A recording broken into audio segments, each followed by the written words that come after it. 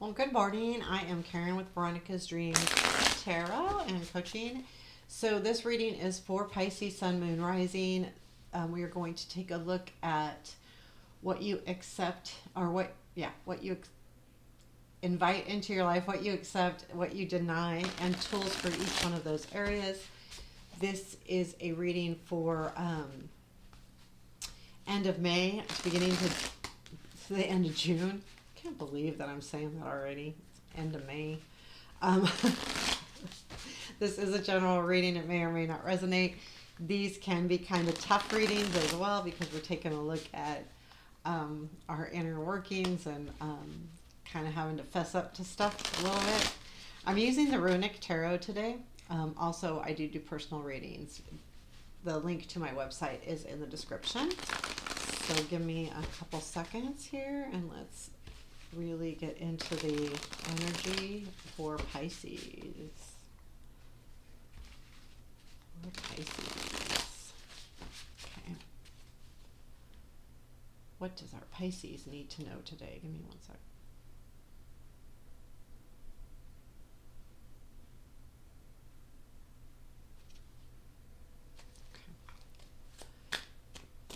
Hope you all are well.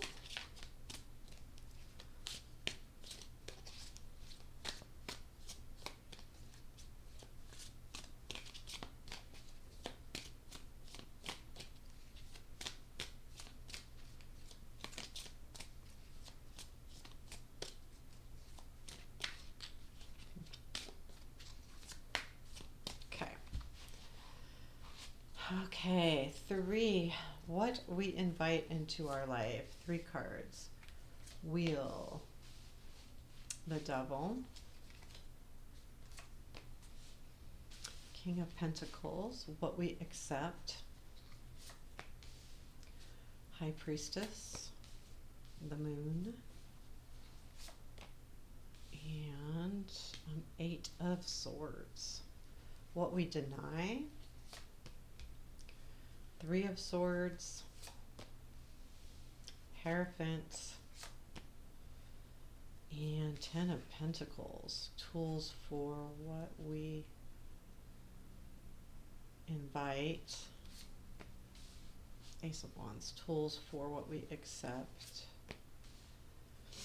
4 of Cups, and tools for what we deny. 5 of Cups. Queen of Pentacles is at the bottom of the deck. I don't use the bottom of the deck so much in these, but there could be an overall feeling of stability here. We do have King of Pentacles and what we invite into our life. But I think that goes with this, and I think that's good. I think it's a good thing. So what we invite, we have, I'll show you the cards here in a minute. Wheel of Fortune, the Devil, and King of Pentacles. So the energy to me here is about, now think about what you're inviting. This is seriously what you invite, like purposely are asking for into your life. It's like sending out an invitation to a wedding. This is just the way, excuse me, got a text. Happy Mother's Day text. So, and hang on just a second because I want to silence that because it's a group and they'll start texting like crazy. Hold on. Sorry. Okay, got it on mute there so we're not disturbed anymore. Okay, so that's what I mean by what you invite. You're asking for these things into your life. You have the Wheel of Fortune, the Devil, and the King of Pentacles. When I look at them one-on-one, I feel like the Wheel of Fortune, you are inviting a new time. Like you're asking for this. You're inviting a change or a forward motion into your life. And I feel like that's good. I feel like this is something that you want. You want to continue to move forward with something. However, you are also inviting the Devil. And the Devil is something that you're stuck on. So it's really hard to deal with that wheel if you're stuck on something else that's keeping that wheel from moving forward. Also, the other energy here is the King of Pentacles, and that is stability. So you want the stability and you have asked for stability into your life, but and I think that is partially why you're holding on or inviting that devil energy in. You're inviting this energy, whatever it is to you. This is something that you are stuck on, whether it's a belief, a person, a substance. It could be any kind of addiction or something that you're not letting go of. The thing with that energy is if you're inviting that in, then that other energy, and this is where you're kind of like fighting yourself. You're inviting this energy that's forward movement, but you're inviting this devil who is keeping you stuck. Whether, again, it doesn't have to be a person, but it's keeping you stuck, so it's not allowing you to move forward. And that is going to be an important energy to deal with. I think that is your faux pas, because inviting stability and inviting someone in that is stable, whether it's you're inviting someone or you're inviting stability in general, or you're inviting that into your being, your who you are, these are good things. These are positive energies that you are inviting, except for the devil. And that devil sitting there right in the middle of these other two cards. So that you have the devil, the wheel. Wait, the devil goes in the middle. Sorry. So the wheel, and then the devil, and then the king. So that's how they're coming in, is like this. And I feel like with that devil right there, it's really kind of holding you back, to be quite honest. And that's the only energy that you really need to take a look at. We're going to talk about the tools in a minute here, but sometimes with these kind of things, just someone telling you these things, especially when you're looking at the cards and you're going, oh my gosh. We're going to come back to the tools when I'm done with the entire reading, because to me, sometimes they take on a different meaning depending on the rest of the areas. So what you accept. Now, when we talk about what you accept, I want to look at these first. Accepting is just allowing it to be. Let's say you accept the fact that your house is dirty. You accept the fact that a good thing. You accept the fact that you're beautiful. You accept the fact that you're smart. You accept the fact that maybe you're not good with numbers. This is just something that you've resigned yourself to, so to speak. And you're accepting it the way it is. You have High Priestess, Moon, and Eight of Swords. So I do feel like the good thing here is the High Priestess. You are accepting the fact that you do have good intuition. You are also accepting the fact that you are a spiritual person, probably, or that you have good intuition. It could be both or one. But you're accepting the fact that things aren't always clear. You're accepting that it is okay to not understand everything. To me, that's good in a way. It can be really good in some instances, and it can be really bad in others. So to me, when I'm looking at this, I'm going to take a look at what it's not good at. I mean,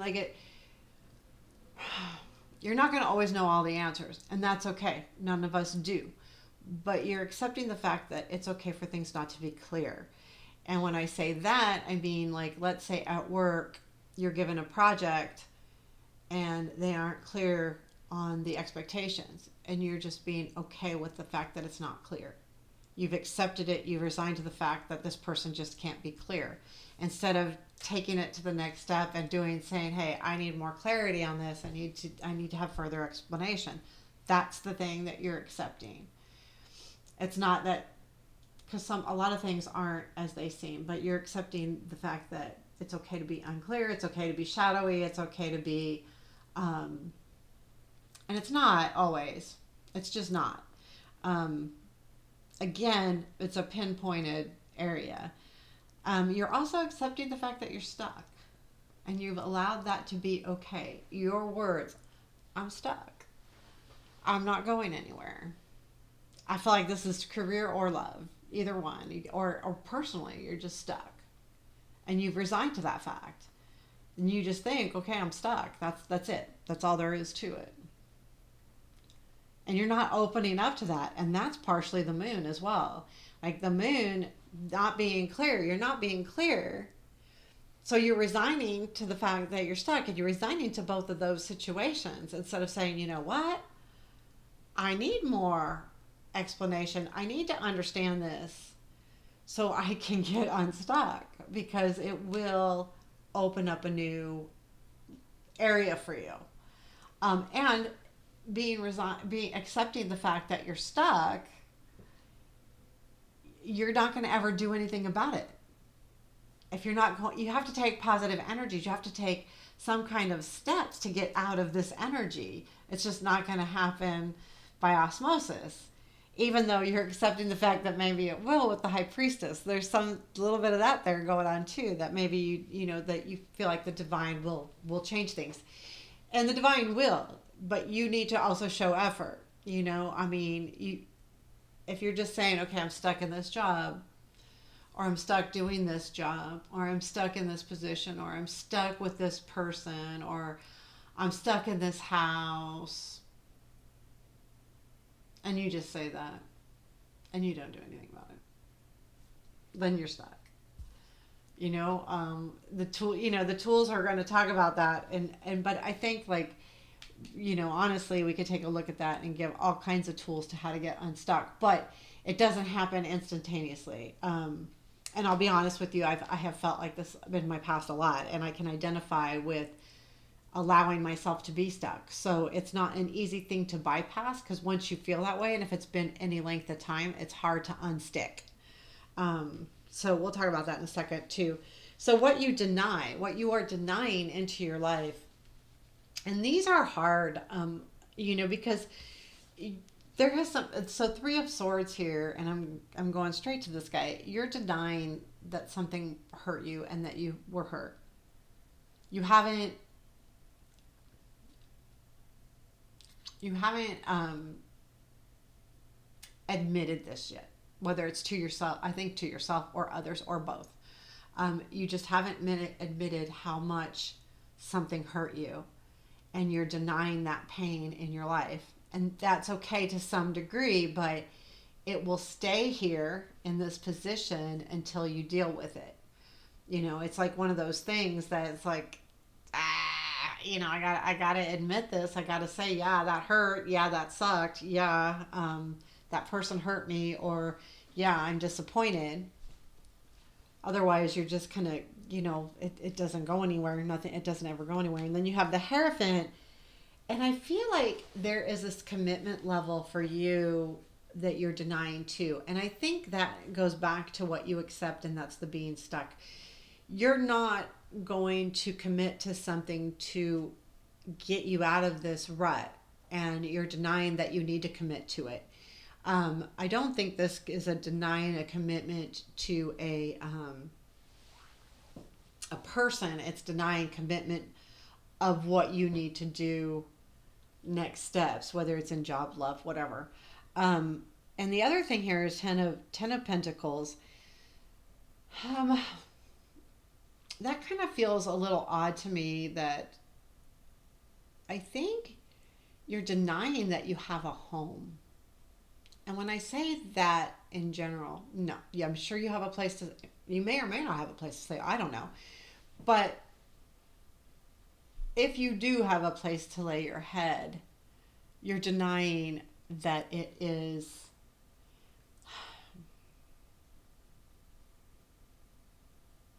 well, you're denying it as a home. You're thinking of it as a place to lay your head. But I think there's more to this. I think too that you might be denying your success. So you don't take a look at what you've done and say, God, I'm successful. You're taking a look at what you've done and say, I got to do more. I'm not there yet. Instead of just really realizing how successful you've really been. Now, again, success comes on all different layers. There's layers of success. So, okay, you know, if you're in, you know, worked your way up the corporate ladder, and you're a vice president or whatever, and you've reached success, okay, you've reached success, and you can say that, but that may not be where you want to stop. Or you got your first job, Well, just getting that job is a step in the right direction and proves that you can be successful. You're successful in getting that job. To keep that job is the next step, right? And if you're looking to move up, then that's the next step. So there's levels to your success, and wherever you're at, you're not looking at that you're successful. So look at what you've done and say, I've done this, right? So I can do the next thing. It's steps, it's layers. You know, we layer up, so to speak. We'll talk about that tool too. Sorry, let me grab a sip of water here. So our tool for what we invite is the Ace of Wands. So the Ace of Wands tells me that as a tool, you need to light a fire. But I look at this whole energy and I feel like whatever is that devil energy is, you either need to get rid of it or start something with it. Like, if it's a person that you're addicted to, either get rid of it or start a relationship. If it's a thought that you're addicted to and you keep holding on to, you need to either start doing something or get rid of it. So, but to me, this is about taking the bull by the horns. The Ace of Wands is really a lot about putting passion and energy into something. Things aren't going to happen until you put the energy in. And this is all about energy, motivation, passion, taking those pieces of you and throwing it into this and going, I've got this. You know, like, find a way to build that passion. Find a way to build that desire, that motivation, because that's what will actually take you through this whole reading. That will almost help every one of these areas, is by just really finding that. This is not an easy tool. I'm not saying like, oh my gosh, just find the passion, everything's going to be cool. No, it takes work and it's hard. So to do that, it takes steps. Again, we need to layer some things going on here, you know, baby steps, or just do it. You know, I don't know your personality type, but that's kind of, you know, how to look at this reading, is you really need to do this. You really need to put your passion into something. Sometimes we feel like, and this is just maybe a helpful tool too, sometimes we feel like if it's not something we completely and totally love, let's say we're doing a job that we just like, it's hard to put that motivation and passion into something that we're not passionate about. But I think too, with that Ace of Wands, it's saying find those things that you're passionate about. Find those areas that you can grab hold of. Because when you start putting passion into one thing and one life area or one project or one idea, or even if it's something like you're doing in the evening, if you're passionate about it and motivated about it, it trickles into the rest of your life. So then, even though you may not be as passionate about your job, you will do a better job because you're happy, because you have something that is giving you passion, and it's easier just to let things flow a little bit. So think about that. So the Four of Cups for what you invite, what you invite is the High Priestess, the Moon, or what you accept. I'm sorry, you're accepting these things into your life. Well, when I look at the Four of Cups, the Four of Cups is all about not seeing what you have. You're being handed something, but you're looking the other way. It's not enough. It's not the right thing. So to me, this tool is saying, look at what you have. Don't bypass that. Don't bypass the things that you do have, the gifts that you have been given, what has been handed to you. Take a hold of those things, because you're going to need to, because that's how you're going to get out of the stuck. Don't be okay with being stuck. This Four of Cups says you're okay with it. So the way we use it as a tool is to go the opposite. Don't be okay with it. Look at what's being handed to you. Look at what you have in your toolbox to get you out of this position. And again, when we look at that, I feel like that tool is okay, if I have to look in my toolbox to see what I've already been handed or what I already have, then maybe I need to make notes or make, pros and cons lists or make a to-do list, or how do I get out of that and just start writing or talking, or whatever works for you, get that out and start, just doing the thing more than anything. So on what you deny, you have the tool of Five of Cups, right? No, Five of Pentacles. Sorry, these cards are new to me. This is kind of the same feeling I'm getting with the Four of Cups energy. So, what we deny, we're denying that we may have been hurt, that we have some sadness. We're denying the fact that, we need to commit to something. And we're denying the fact that we're successful or have been successful in the past. That Five of Pentacles energy, when the Five of Pentacles is there, in the Rider White, they're wounded and they're walking past a church. They're choosing not to ask for help. Here, I think it's kind of that energy is to not, and also the Five of Pentacles kind of is a feeling sorry for yourself card, because they keep going on wounded and not asking for help. And when we don't ask for help, it means that we're okay with the situation that we're in when maybe we're not. So to me, this energy says, you know what? Look for what's right there. And it has directly to do with the Four of Cups too. Look what's right there. You're walking past this help. Ask for the help. Reach out to somebody, whether it be a friend, a mentor, whatever that looks like to you, even if it's just, doing research online, but ask or make an effort to find help, because it's not that far.